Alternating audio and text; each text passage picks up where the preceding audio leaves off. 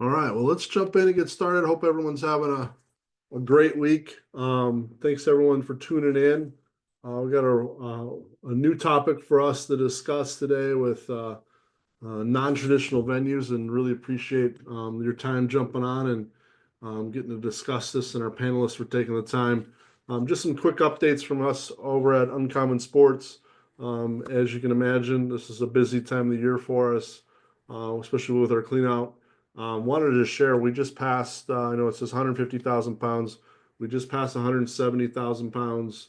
We're really closing in at 900, and really my goal is hopefully to celebrate 1 million pounds with you guys by the time we visit you at convention. So if you need any boxes, bags, I know we just sent out a bunch of boxes for all you guys in football. But if you need anything, you're cleaning out or coaching changes, all that good stuff, please let us know. We also just awarded, are working on awarding our fall scholarships. Man, we had over 80 applicants. I think the really neat part about that was we had a lot of student managers from you guys applying for a scholarship, which was great. And then we have our academy that starts in January as well. And the other part is we just finished wrapping up our equipment manager book study, which was a really good turnout. We had 28 equipment managers joining us once a week for a Zoom call, going through a book together. We'll be starting the next one in February. If you're interested in that, please email me. We'd love to have you. Great time. We give you guys the books, and it's just a great way to get to know each other in a kind of a different way. So without further ado, let's just jump in. Again, my last reminder, please make sure you got your first, last name, school organization listed, your district, your certification status, and as we try to remind everyone, please make sure if you could have your cameras on during the call, that would be hugely helpful for us, just making sure that this remains legitimate, and you guys are paying attention, all that good stuff. So, and then for those of you, maybe this is your first time, just note that we'll have a QR code at the end. So while we're going on the call, if you want to log into your phone, get that ready to scan the QR code at the end, that would be great as well. So your upcoming sessions come on. We have a little bit of a break coming up. So we'll reconvene in January, the end of January, going through international travel, which will pair up with this conversation a little bit, which would be great.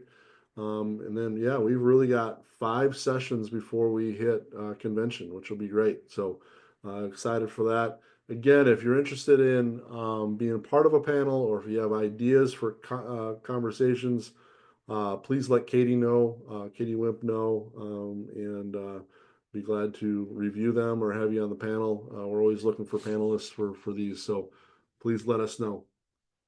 Without, is Katie on the call? I didn't know if she had anything she wanted to add here. I don't think she is, so I'll go ahead and move forward. If you're interested in the mentor-mentee program, though, please reach out to Katie, and she'd be glad to fill you in on kind of what that is. So today's panel on our non-traditional venues, got great panelists here. We have Jalen Stone joining us from the University of Michigan, Patrick Dooley from Notre Dame, and Evan from Northwestern University. So thanks, guys, for jumping on. Really appreciate it. And we'll go ahead and get started here. Let me get pulled up here. Perfect. So without further ado, we'll go into our first question is pretty traditional, but Jalen, we'll start with you. Do a little bit of introduction. I know you talk a lot, so everyone kind of probably knows who you are, but would you mind giving everyone, make sure we get everyone caught up to speed, and what your current role is, and a little bit of experience, and what's your favorite part of being an equipment manager? I'll take that as a compliment that I talk a lot, Josh. Those of you who don't know me, my name is Jalen Stone. I am the Assistant Director of Olympic Sport Equipment Operations at the University of Michigan, where I oversee day-to-day equipment operations for our men's ice hockey program and our men's and women's gymnastics programs. My favorite part of being an equipment manager, pretty much is just being a part of something bigger than myself, being a part of the team concept. Is my role. I am fully embedded within the hockey facility. My office is in the hockey facility, so I see these guys every single day.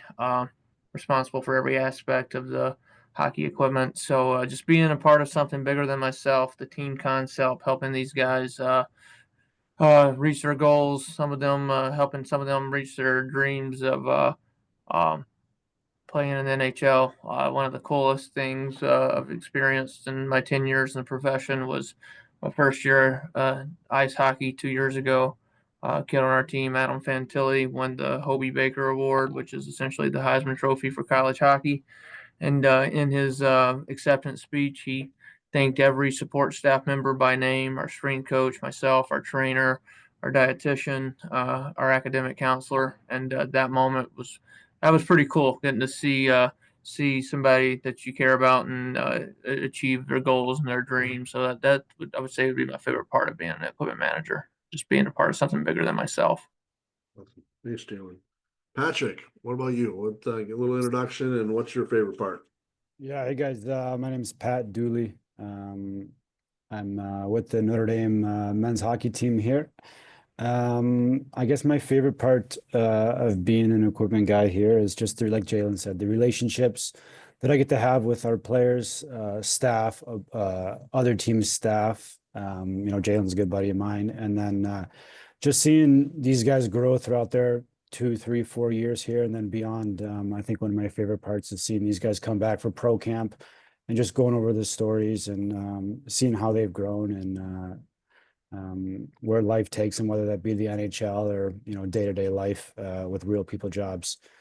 So like Jalen, I have an office here in the arena, and just kind of do that whole thing here. Awesome. Thanks, Pat. And Evan, we'll go to you.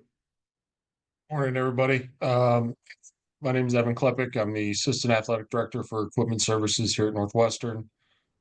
Day to day, my experience is mostly with our football team, though I do have some roles overseeing kind of every piece of our production. Been here for about 2 years and spent the previous 10 at Northern Illinois University, working every sport they had. So I think I've got a pretty broad experience.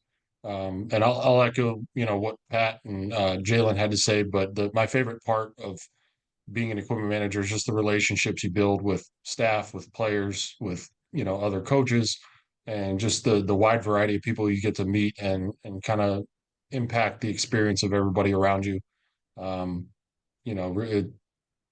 I got into this role, I didn't know that it would turn into what it's been. So just really blessed to kind of been where I've been and met the people that I've met, and wouldn't trade it for the world. Awesome. Thanks, Evan. We'll come right back to you, Evan, with this next one. So in regards to our topic, what is your experience with a non-traditional venue, and when you initially learned about the opportunity, what kind of fears did you have or apprehensions did you have about it? So here at Northwestern, we've had a pretty public display of untraditional venues in that we've played at Wrigley Field, and we also built a facility from the ground up in about 6 months to host some home football games. So was able to get a little bit of trial by fire last year, in the sense that we did play at Wrigley last season. So, being in a baseball facility trying to host a football game definitely posed some initial challenges. When I first learned about it, it wasn't anything that I was super worried about. They're obviously built out to handle thousands of people and infrastructure, but the biggest fears I had, or I guess concerns, was just covering your major bases. Where are we going to fit everybody? How is this going to impact our normal game day operation? And what other things might there be that, what differences between baseball and football are there that we're going to potentially run into? Biggest one being coaches' communication. They obviously don't have a coach's box built out. So trying to figure out how you run all those things in a stadium that's just not equipped for it. Honestly, it all ended up being pretty smooth and pretty seamless. The Cubs have been fantastic partners to us. They kind of really bent over backwards and did whatever we needed. So it made the process a lot easier. So from a Cubs standpoint, not really not as many issues as you would imagine. And also with the change from Coach Com going more towards the fiber side of things, that made it a lot easier to kind of route those through the stadium. So initially you always have 1,000 questions, but it's just taking the time to have those early meetings and really get all your needs across in the front end. That makes it run smooth. And then I think with our lakeside facility, it's one of those things where when they first pitched the idea to us, we were all kind of maybe in a state of shock. It was just kind of, what are you talking about? How are we going to build a stadium in 6 months out of, this tiny facility that barely holds, 1,500 people, and kind of the same boat. You make your list of here's your non-negotiables. You need visiting team space, you need coaches space, you need communications, you need power, and just working down that list with subcontractors or whoever you're able to connect with, and making sure those things are all covered. And I'm sure there's some folks here on the call that made the trip to our place, but I think we did a really, really good job considering the time constraints and all the limitations that we had of providing a space that, wasn't going to stress out the visiting teams in terms of space or travel time, and just making everything run as seamlessly as possible. Um, Definitely not a one person project. It was a university endeavor. We had support from our campus partners, from the department, from third party contractors. I mean, it's definitely no small feat, but as long as you've got your ducks in a row and you kind of ID those hot spots going into it, it makes everything run a lot smoother. Awesome. Thanks, Evan. Appreciate it. Pat, how about your feedback on this one? Yeah, so a couple weeks ago we went over to Belfast, Ireland, Northern Ireland, there to play a tournament, the Friendship Four. So we were there for a week, and it was absolutely incredible. But I think a couple of the things that I had concerns about first were, I mean, just simply, we're going to Europe, we're traveling over there by plane, so who knows what, you could get. We loaded in Chicago, but who knows what's actually going to show up when you get to, Ireland. So that was a big fear of mine. And not only that, just the logistics of it all. We flew commercial, so weight limit was 70 pounds, which was we had to get creative a little bit with how we pack and what we take, what we shipped, and everything else. And I think we'll get to that later.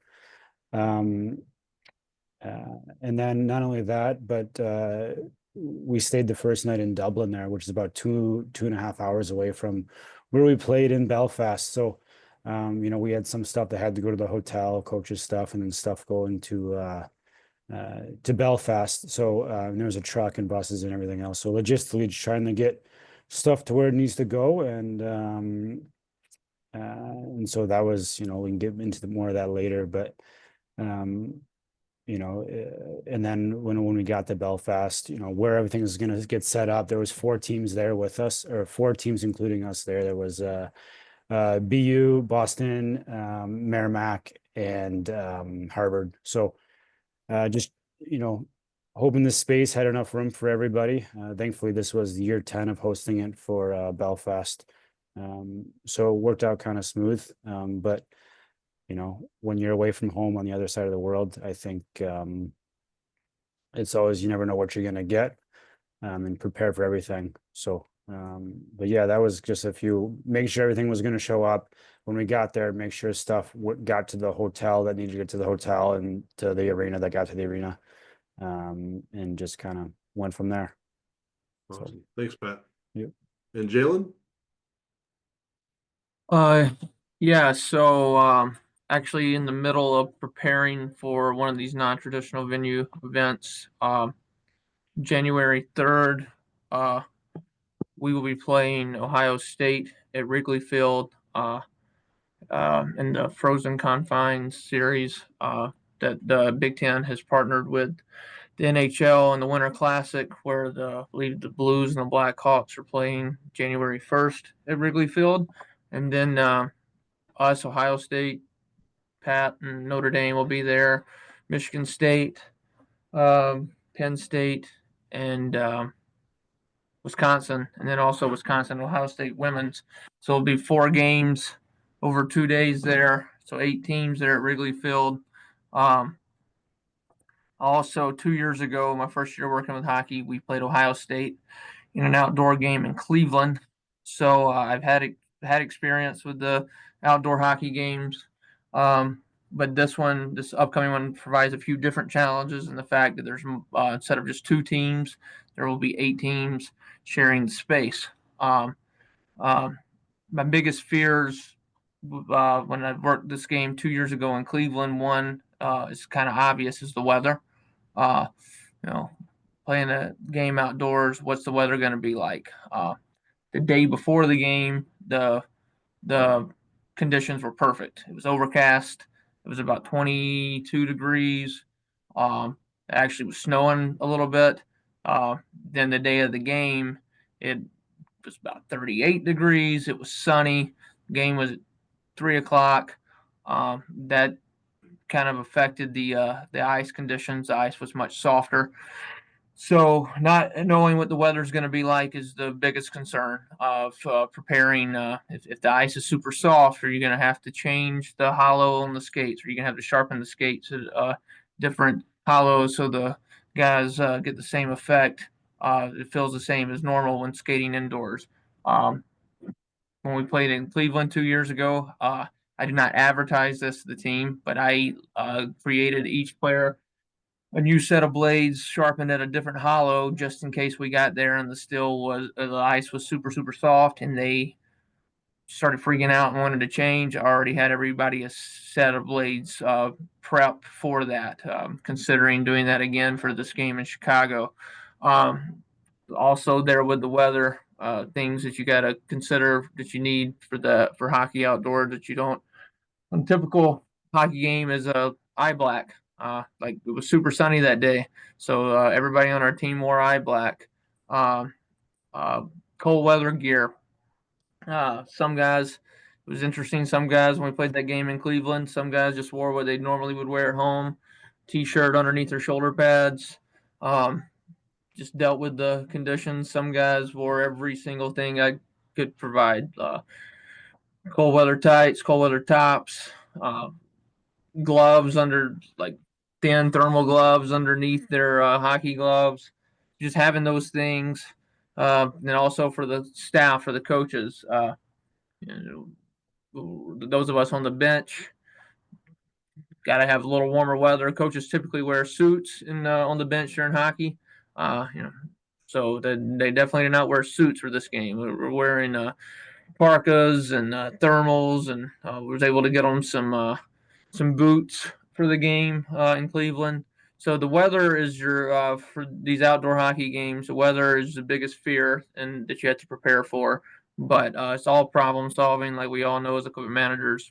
50% of our job is problem solving. 50% of our job is problem prevention. So you just figure it out as you go. But and things that you typically wouldn't need for a hockey game, you have to prepare for. All the cold weather, outdoor cold weather gear, eye black, and being prepared to, based on the ice conditions because of the weather, being prepared to do some things differently to the skates in case you need to. So those were the biggest fears you had to prepare for. Awesome. Thanks, Jalen. We'll come back to you, Jalen, with this next one. What were the biggest differences you noticed when comparing this experience to other away? And you kind of alluded to some of them, but it would be interesting to see how Wrigley Field is going to be set up for 8 different teams to be. Yeah. housed. So the obvious thing, like I just said, was that you're playing it outdoors, right? So the weather impacts. When we played the game in Cleveland, it was actually pretty simple, pretty smooth. We played Ohio State and Columbus on Friday night, so we drove down on Thursday, practiced in Columbus Friday morning, played the game on Friday night. Then our ice time in Cleveland was Saturday morning at 11 o'clock. So after the game on Friday night, myself and the student managers, we left our jerseys and we left our loops in Columbus with those guys in Columbus to do our laundry, and we drove to Cleveland, drove straight to the stadium, and set up the locker room there at the Browns Stadium. Ohio State drove up the next morning. They brought our loops, our jerseys, and everything from the night before. We had worked that out the week before through communication. They were going to help us out in that way, and we practiced at 11 o'clock. Them technically being the home team, they also brought with them glove dryers, and fans for us to use in our locker room. Obviously playing in an NFL stadium, the locker rooms were massive, so that was the easy part, was the space. Weren't concerned about that. Had plenty of room, so that was nice. The Buckeyes were very accommodating and hospitable and helping us with that. This one in Wrigley Field is going to be a little more difficult, I believe, to navigate. Back in mid-August, when the Big Ten announced this event, our sport administrator and myself, Josh Richlew, went to the event at Wrigley Field to tour the facility. I took notes. I think I sent them to Pat. I was the only equipment guy that was there, so I was taking notes as we were going to the facility tour, and I shared it with all the other guys in the conference. The space, and Devin can probably mention, as they played football there, the space is conducive to hold teams. Obviously, being a Major League Baseball organization, they got the space. They told us they could convert the bullpens to locker rooms if needed. The batting cages on both sides are pretty big. We can use those spaces. This was in mid-August. I could tell that there were still a lot of things to be worked out, and logistic-wise, needing to communicate between the Cubs and the NHL and the Blackhawks of what the Blackhawks and the NHL is willing to provide for the Big Ten teams. Not sure yet what's going to be left over from the Winter Classic game on January 1st. I'm not sure if they're going to provide glove dryers and fans, or if we're going to have to carry those things ourselves. If they're going to provide a skate sharpener, or do we need to carry our skate sharpener? There's a call tomorrow, I believe, with between the Big Ten and sport administrators and director of operations. I intend to be on that call to take notes, to kind of see what their plan is, which the game is 3 weeks out. So hopefully they'll have some questions answered for that. But I am anxious to see exactly what their plans are as far as the spaces, because I know our plan currently is on January 1st, we will practice in Ann Arbor and then drive over to Chicago, practice somewhere in Chicago on the 2nd. And then we'll set up a locker room in the stadium. And then after the game, we will have to clear the locker room immediately after the game on the 3rd, because there will be games in there the following day. And I will drive back right after the game to Ann Arbor for the team to practice on the 4th once they get back on the 4th. So logistically planning all that with all 8 teams, sharing the space. It's got some different challenges and hoops to jump through in comparison to the game we worked in Cleveland 2 years ago. So I will hopefully have more answers on those questions tomorrow once I get off that call. Awesome. Thanks, Jalen. That's great insight. Pat, would you share a little bit about the differences that you've noticed? Yeah, I think, like I was saying earlier, I think with 4 teams going there, the Belfast Giants pro team plays out of there normally. So it is suitable for hockey, and it is a massive concert venue. So there was space, but the ice surface was definitely bigger. It's an Olympic sheet, so it's bigger. And like Jalen said, the ice conditions, you don't really know what you're getting until you get there. I think we have a pretty good idea what each Big Ten team and what each rink here in the States is like, whether it's soft or hard. But over to Europe, specifically in Belfast, I personally had no idea, and our guys obviously haven't as well. So just trying to be prepared as possible with, if we need to change up sharpening hollows or, stuff like that. And then just like the simple logistics part of it, like, no one was really hosting this event. So just bringing everything like glove dryers, sweat towels. Usually the home team provides all of that stuff. So basically we prepared like it was a neutral site game where we had to absolutely pack everything. And then when we got there, I think we made a couple grocery trip runs, to get the, toiletries and stuff like that. But that was, I think, a new experience for all of us here that really we're just, all we knew we had was a space at the arena for coaches, athletic training, equipment, and a locker room. Other than that, we knew it was going to be provided, but we knew it was going to be different than what our expectations and what we provide our guys. So I think that was one. And like I said, just keeping everything under 70 pounds for the flight was pretty was interesting. I pack 6 or 7 extra sets of steel per guy in their own case, and obviously that is more than 70 pounds per case. So just divvying up that and kind of using the guys' bags as much as possible to transport stuff over as well. So I know our dietitian put stuff like to-go bags in guys' bags. I put steel in there and just collected it all when we got there. And I think the other thing too, just it might be common sense to some, but Europe has different outlets than the States. So buying adapters was big, and buying the right adapters too. I know when we got over there, Merrimack, I think they blew a glove dryer because they brought just like a cheaper adapter at a store, and that's been known to happen over there if you don't get the right one. So just getting with the arena, getting with the tournament hosts, and getting the proper adapters, the proper voltage, for what we're plugging in, because it's a neutral site. I brought glove dryers, sharpener, so that has a certain type of voltage. Then obviously our coaches, they, bring millions of computers and everything else. So getting all of the proper adapters for those guys, whether that be locker room, upstairs in the press box for those guys, and then coaches room. So that was a big challenging thing. Just making sure there's enough power. And then not only that, but doing it for 4 teams, making sure like each team is on different circuits, on different outlets, so we're not overloading an outlet and stuff like that. So that was definitely a challenge. And then just like the stuff that I take for granted, just like laundry and stuff like that.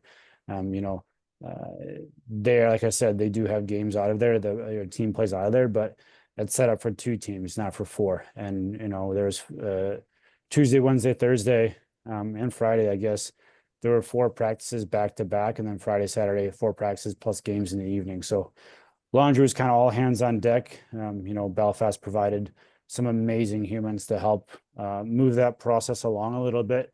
But it was being patient and just realizing that, hey, like, it's going to be different. It's going to be awesome, but it's going to be different. So I think that's one message we really got to our guys too, that is, we're going to try and keep it as normal as possible, but also realizing we're in a different country here.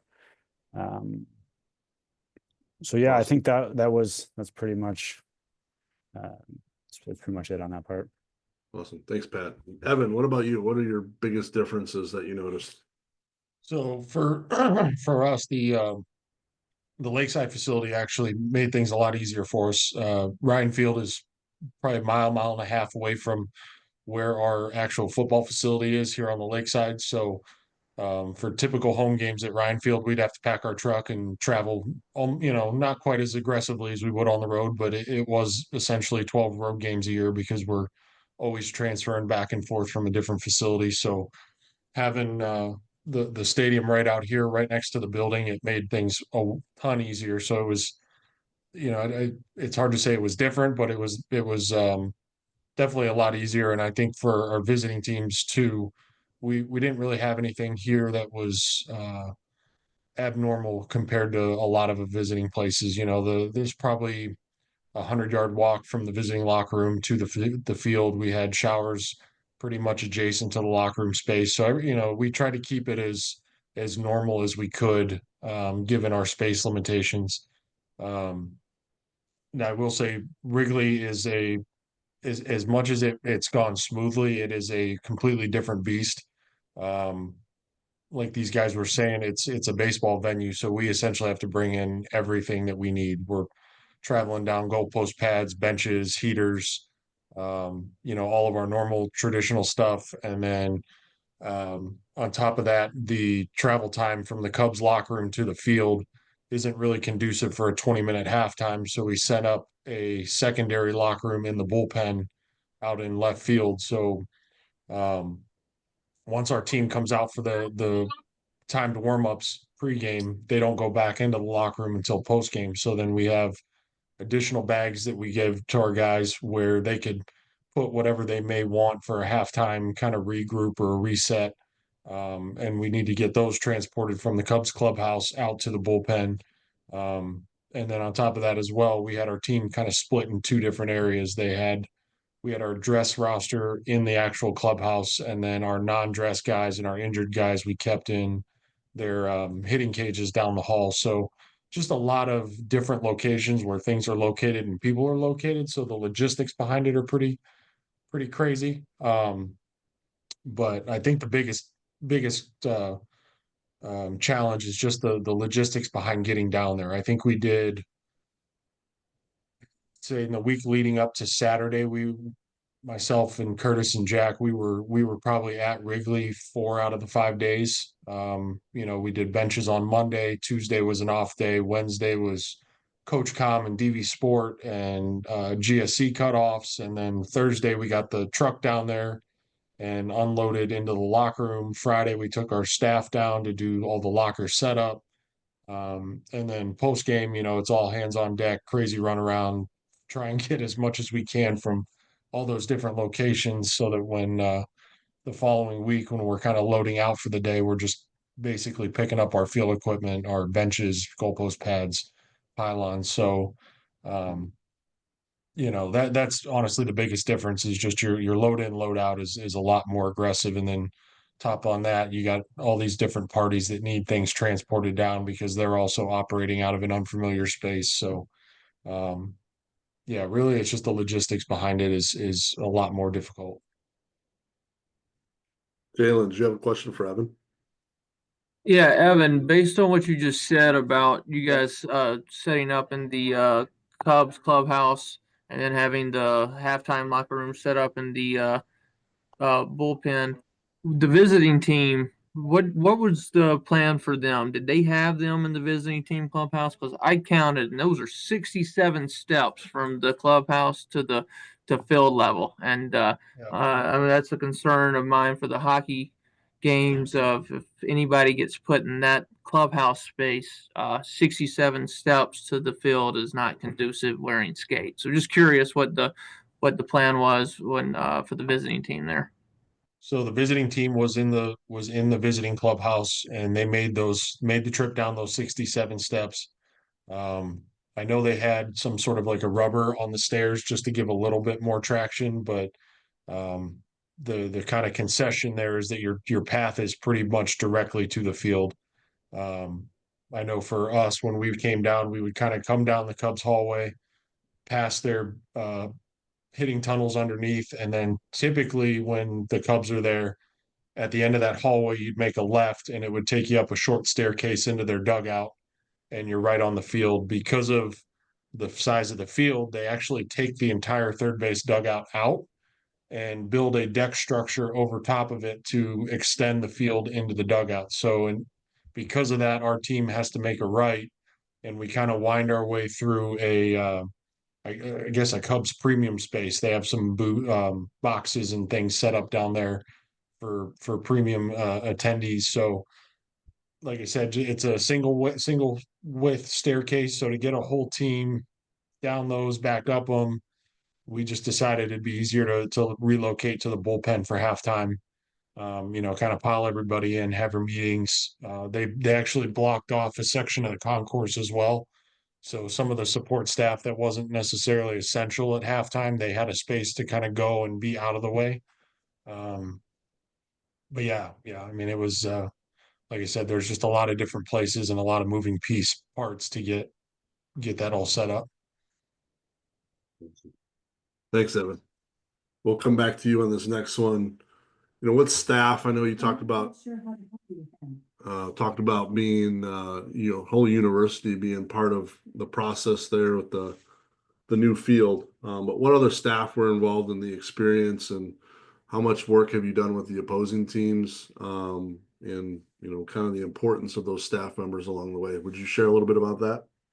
Sure. So, I mean, from a staff perspective, it was literally all hands on deck. Every group in the department was involved. We had multiple groups from campus that were involved. What we ended up doing was at the beginning of the process, we set up working groups to kind of target specific areas. So there was one that was just game day operations. There was another that dealt with broadcast and their technology. We had a press box group that was dealing with all the technology that needed to go into those. So I want to say there was probably 8 to 10 different working groups, and there was some overlap between the groups. Like I sat on the technology board because of my connections with CoachCom, and I also sat on the group with game day operations, which was very similar because of the CoachCom piece, but got into a little bit more of the minutia, surrounding where food vendors are going to be located, where we're going to have our trash receptacles, how we're going to handle trash pickup. But like I said, there was people pulled in from all over the place to get all the different perspectives we could on what a game day would look like. So we had folks from marketing giving input. We had folks from our building services staff. I mean, the best way to say it is it was a full university endeavor. And then we had a third party company that came in and kind of acted as a general contractor, if you will, for the whole process. So they kind of kept tabs on the overall workings of everything and made sure that the updates were getting to the groups that they needed. And if there was any questions, making sure that those got routed appropriately. In terms of visiting team, I wouldn't say that we worked with them necessarily, but we definitely kept people informed as much as possible. Once we knew what was going on, we tried to get that information out as soon as possible.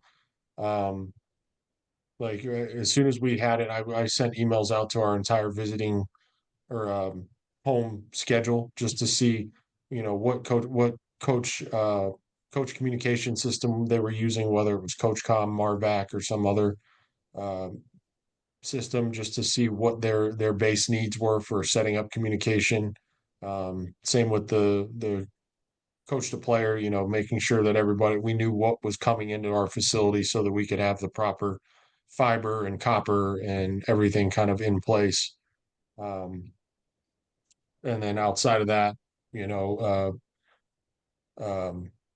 yeah, like I said, outside of that, we did have a couple site visits. So there was a few teams that came in just to see where we were proposing to have the locker room space, where their showers would end up being, what was the path of travel from visiting team to field, some of the logistics surrounding, timing. Overall, it was as we could communicate, we did. I think there's definitely some probably aggravations that went along with that, just because when you don't know, and you don't want to communicate something improperly. But it was really as soon as the information was available, we tried to distribute. Awesome. Thanks, Evan. Pat, we'll come back to you on this one. What, especially Belfast, would be interesting. What staffs did you work with? Are you working with the other staffs as they travel over there? How does that communication work with them? Yeah, great question. So I think early on, I worked with our director of ops, Jess Tebow, and she is one of the best humans you'll ever meet and one of the most dialed in humans. And we're lucky to have her here. But she was a massive part in kind of being one of the liaisons between us and our needs and the director of the tournament over in Ireland at a much higher level. And then I worked with the other 3 equipment guys, Brian from Merrimack, Mike from BU, and Harvard. And just kind of the big thing was, because we're all taking commercial flights and try not to pack so much unnecessary stuff. So we tried to work it out where each team only brought 1 game jersey. Thankfully it worked out this time. Merrimack brought their gold, their yellows. BU brought their red, and Harvard brought their white, and we brought our navy. And so working with them and trying to figure out, hey, like, is there anything we can bring to make everyone's life easier? So I brought a glove driver, Merrimack did not. Mikey at BU brought both of his. So, and then just the jerseys, so we're not bringing an extra 2 or 3 bags. And then, early on here, once it was announced that we were going, I instantly was like, well, we need to make a jersey. Let's do something special here. It's a once in a lifetime opportunity potentially. So just working with Under Armour a little bit, and then really some of our people across the way here. One of them was our Northern Ireland faculty rep, Colin, who offered some great insight into like, hey, like, how can we throw a nod here to Belfast, Northern Ireland? What's appropriate? What's not appropriate? Ireland's a pretty politically tense state, or was in the past. So how do we manage that? And then also with our creative team across the way, Emma, she was instrumental on kind of bringing ideas to life and mocking up some incredible jerseys that we wore over there, and just kind of working with her on what the vision was, and she brought it to life. And then going back with Terry and Tanner over at Exclusive Pro, and then they did amazing work. So that's kind of on the equipment and jersey side there. And then just when we got there, working with the building manager, like I said earlier, the outlets, that was kind of a big thing. Adapters, what works, what doesn't work. And inevitably, as everyone knows, you have 4 teams in a building. You're going to have power issues with outlets and stuff going on. So just being patient with them, and they did an amazing job. And then, like I said, Belfast provided some people to help with laundry. So just working with them and trying to find out like when's the best time to drop laundry, when do we need it, what's our next day's schedule, what's important, what's not. So working with the crew. And then obviously in Belfast, we had a team host that was instrumental, and kind of getting everyone and knowing, driving myself and to the grocery store, driving our team to the, our other managers to the grocery store, rides to and from the rink, and just someone who knows the city, knows the town, knows if we need something, where to go, who to ask, et cetera, et cetera. So, I'd say all those people between the other 3 equipment guys, our director of ops, and then just the arena staff was, and then obviously Under Armour and Emma were incredible. And I think it was a massive team effort. It was awesome to get to know them on a deeper level, and just build friendships and relationships that will last a long time. So Awesome. Thanks, Pat. Jalen, I know you've mentioned you're working with other groups as you're going to do your site visit, but would you expand a little bit on that? Yeah, obviously, like Pat just said, you're an event like this that we're planning for at Wrigley. We're working with all 6 equipment managers are working together in communication. I talked to Nate LaPointe in Wisconsin. We played them this weekend, so I talked to him on Monday. He's going to try to set up a call next week. Like I said, we got this call tomorrow with the Big Ten office and with the Cubs. We should get a lot of questions answered on this call tomorrow. And then all of us are going to get on a call probably in the next week or so, equipment manager wise, to go over the logistics and see what we can do to help each other out. Pat mentioned doing a special jersey for the game in Belfast. Same concept for us in this game at Wrigley. I do believe all 6 teams participating are doing a special uniform for this. So for us, working with myself directly, working with our licensing department, what can we do, what can we not do as far as internal branding, internal licensing department within our university.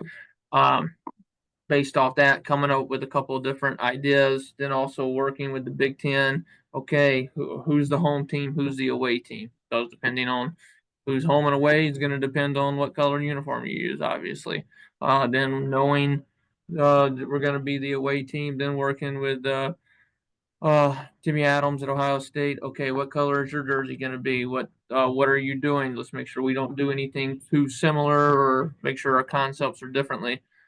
different. Working with Tanner and Terry, as Pat mentioned, at Exclusive Pro Sports that are creating these uniforms. As soon as we get off this call, I got to call them and figure out when these jerseys are going to be here. I don't, Pat, you got your jerseys yet? I'm still waiting on mine. No, actually, I just talked to them yesterday. They're hoping the end of next week, the week after. They said they're blaming football right now for Oh, getting the okay, that's jerseys a as good well. excuse. Yeah, And Chicago and St. Louis. So we can yeah. blame those guys. So that's good to know. So making sure we get the uniforms here, that would be great. Getting the patches put on the uniforms, working with the Big Ten, making sure we get the patches. Kind of wanted to do some special apparel for this game for the guys for internal use only. So working with the Big Ten, getting permission to use the Frozen Confines logo from the Big Ten and from the Cubs to put it on our own apparel. Um, and obviously working with your director of ops, planning logistics. Like I mentioned earlier, logistics going over on the first. I'm leaving as soon as the game's over, so I can get the stuff back to our arena in Ann Arbor so we can practice the following day. My wife actually works for our development department, and she's putting on a donor event at Wrigley Field the night before the game. So having to work with her and one of our operations director within the hockey program, them needing some pieces, some helmets, some stuff, or some centerpieces, some decorations, stuff like that. Um, then like making the biggest thing so far has been making sure that we are compliant with our licensing and marketing departments and make sure that from a branding standpoint everything we're doing on the uniform is in line with what our brand standards are, but also accomplishes what we're trying to accomplish, the story we're trying to tell with this uniform. Uh, really excited to the jersey, the uniform itself has been a lot of fun. I've kind of had free reign on the design of this with the help of our licensing director. So I can't wait to get those here so we can tell that story of what these uniforms represent and how they represent the University of Michigan and the pride and tradition and excellence that comes along with that. So yeah, just working with everybody, a lot of groups, the Cubs, the Big Ten. Uh, going to be in conversation with the Blackhawks in the next couple of days because I think we're going to try to practice there the day before the game. So a lot of different entities. I'll probably be giving Evan a call to ask him questions about the layout of once I find out where we're going to be actually housed at in the stadium. I'll probably have some more logistic questions about that. So yeah, just using all the resources you possibly can to get as much information as you can. WSI Sports in Minneapolis, buying some cold weather gear from them. Um, so yeah, all over the place with different groups we got to work with. Make sure you have all the information you need to pull off an event like this. Awesome. Let's skip to the kind of the end here as we get to we went too far. Let me get back. Jay, let's come back to you and we'll finish it up with this question. What was the main memory you've taken away from the experience so far? You haven't completed it yet, obviously, but is this something you're going to look forward to possibly doing again? I know it's a little early, but do you mind shedding some light on that?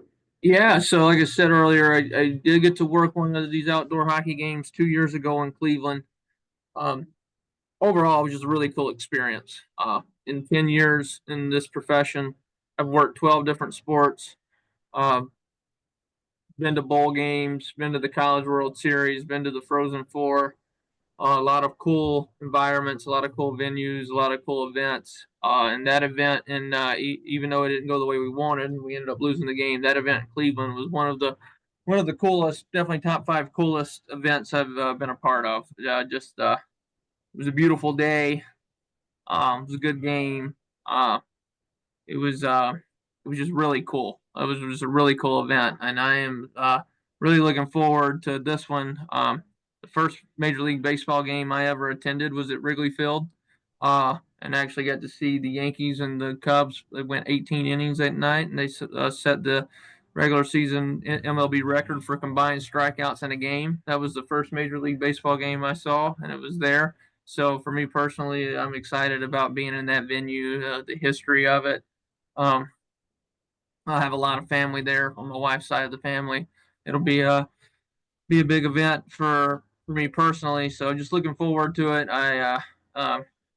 Think it should be a lot of fun. Just that venue, the history there, who we're playing, the uniforms. I know all the time and effort that all 6 equipment guys in the conference have put in planning this event and getting this pulled off. So I just look forward to the camaraderie, seeing all the guys there, and should be a lot of fun. Thanks, Jalen. Pat, what about you? What's the biggest takeaway, biggest memory you've had from being over in Belfast? Yeah, I mean, it was awesome. It was good to meet and see all those guys, and honestly, just see everything come to place. You know, there was a lot of meetings, like everyone knows, in August, September, and then some stress with the flights and just making sure everything got there and got back in one piece. And when we got over there, we're really on an island. You're not getting anything in if by the time we got to the rink on Tuesday for practice, because obviously we took a truck up Monday. We didn't really know what we had until Tuesday. So once you get to Tuesday, you either have it or you don't have it, right? So it was good, and it went smooth. It was a lot of work, and I think just making sure the gold helmets got there and didn't get too damaged was another big thing. But yeah, no, it was awesome. I loved it. And the jerseys, I can't say enough about it. They came out so well and were really well received. So that was a big part of it. And just, I think the life experience of going to Europe to play 2 games, and like Jalen said, this year also us playing at Wrigley is a different year that will probably never happen again, to play 2 big events like this. So it's been an awesome year, and it really to have it go off without a hitch, and to meet and work with so many different people that I probably wouldn't work with. Yeah, it was awesome. So hope to go back. It's an awesome spot. If everyone does go to Ireland, I definitely highly recommend going to both spots. Awesome. Thanks, Pat. And Evan, let's finish this up with you. I think my main memory is just at least with the Lakeside project, was the fact that we were able to pull it off and do it at such a high level with the limited time that we had. Like I said, when we first kind of were told that this is the plan, this is what we're doing, we were all in a mindset that we were going to be off site for 2 years playing in different venues around Chicago, and then all of a sudden it's a quick pivot to, hey, we're gonna build a stadium here on campus, and we're gonna host 15,000 people, and we're gonna do it in 6 months. So just I think the gravity of what we were trying to accomplish, and then to be able to do that and do it at a high level. It's personally, it's something that I found hard to believe when we first came to the decision, and to see it all kind of come to fruition. It was a really cool way to kind of wrap everything up and be truly a part of it from start to finish.